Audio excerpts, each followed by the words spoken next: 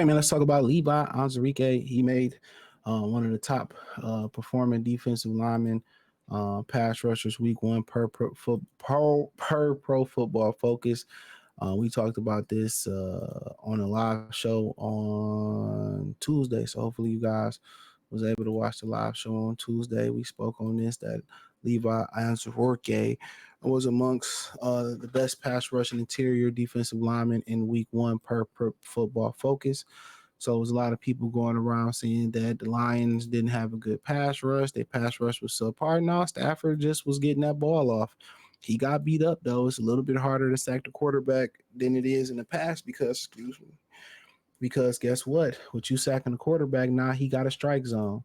And that strike zone is from the knee to the chest. And then even if you shoot for the chest, it can be a little bit iffy because when you shoot for that chest, if your crown of your helmet is centered on the if it's centered on the quarterback and it ain't off to the side, you can get a helmet to helmet. So that's something else that you have to look at as well too. So he got beat up though. We got one personal foul call, but the Lions knocked off the Los Angeles Rams in overtime. I shout out to Lions, wire.usatoday.com, by the way, and Billy Rachette. Hopefully I said that right. Rachetti, for the writing the article. And overtime in week one, and part of that was due to the pass rush. Detroit pressured the Rams quarterback Matt Stafford 14 times per NFL Gen Next sacked him twice. A key part of the pass rush, interior defensive tackle Levi Onwuzurike. He said per NFL Pro Football Focus, Onwuzurike was tied with six other players for the second amongst interior defensive linemen with two quarterback pressures. The only player that had more in week one was Seahawks defensive tackle Leonard Williams with 5. In addition, Onwuzurike was tied for fourth with Washington's Daron Payne at the position with 5 total quarterback pressures generated. 3 players tied for the lead with 6: Williams, the Giants, Dexter Lawrence, and Chiefs Chris Jones. So here you go. Amongst all NFL interior defensive linemen, Lions defensive lineman Onwuzurike ranked per Football Focus, tied second in quarterback hits, 2, tied fourth for total pressures generated, 5. Amongst the all interior defensive linemen with at least 15 pass rushing snaps, he ranked 4th in pass rush productivity. It says between Onwuzurike, Aiden Hutchinson, and Lee Neal, even potentially Marcus Davenport, the Lions are building a strong force up front to get after opposing quarterbacks. The Rams' offensive line is a good unit, so that makes the performance more impressive, though they had some injuries. Onwuzurike, next week is another playoff rematch with the Tampa Bay Buccaneers, and their improved offensive line if they look too cool down a hot start from Bucks quarterback Baker Mayfield. So he's a dude that had a lot of injury. He had injuries.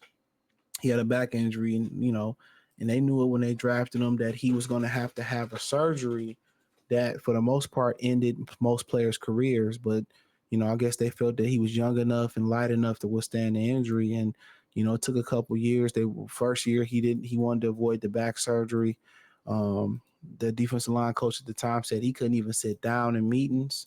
So, in all, they couldn't avoid the back surgery. So he got it the second year. Then he came back the third year, and it was just like, he might be done. And most people was ready to cut ties. And then, now they said he feels and looks a lot better. We heard all the praises through training camp, and Kevin Zeifert, the new guard from Baltimore, straight up said that he a $20 million defensive tackle. So when we heard that, we was like, okay. And now we seeing it, and he was wreaking hell. And then if DJ Reader come back, you're gonna see him. Pretty much, play a lot of defensive end too. So he's athletic enough to play the defensive end position too. So, um, so it's gonna get real interesting. It's gonna get real interesting, man. So, he gonna have opportunities across that defensive line to do some things, and you might see a lineup with Reader, Hutchinson, and Lee McNeil and Onwuzurike in all one lineup. So yeah, it's gonna get very interesting out here. But it's good to see that he bounced back, and most people don't bounce back from that surgery. Shaq Leonard, aka Darius Leonard, from the a Colts and was at the Eagles a couple years ago. He had that back injury and he never recovered from it. He never recovered from it. So, he just ain't been the same person. So that injury, you got to be young enough to withstand it. You got to be light enough to be able to bounce back from it. And now he able to put some weight on, and it worked for him. So medicine is advancing, but also you got to have the right genetics for that to be able to happen and make it happen for you. So it's a feel good story because a lot of people wrote him off, and I sung his praises. I said, last couple of years, if he got it together, he was the most, important Detroit Lion. I said that time and time again. He was the most important Detroit Lion, you know, because what he can bring. So if he can bring that pressure, it's pretty much gonna be difficult for teams. And Hutchinson gonna free Hutch up. Marcus Davenport, he made some noise off that defensive end.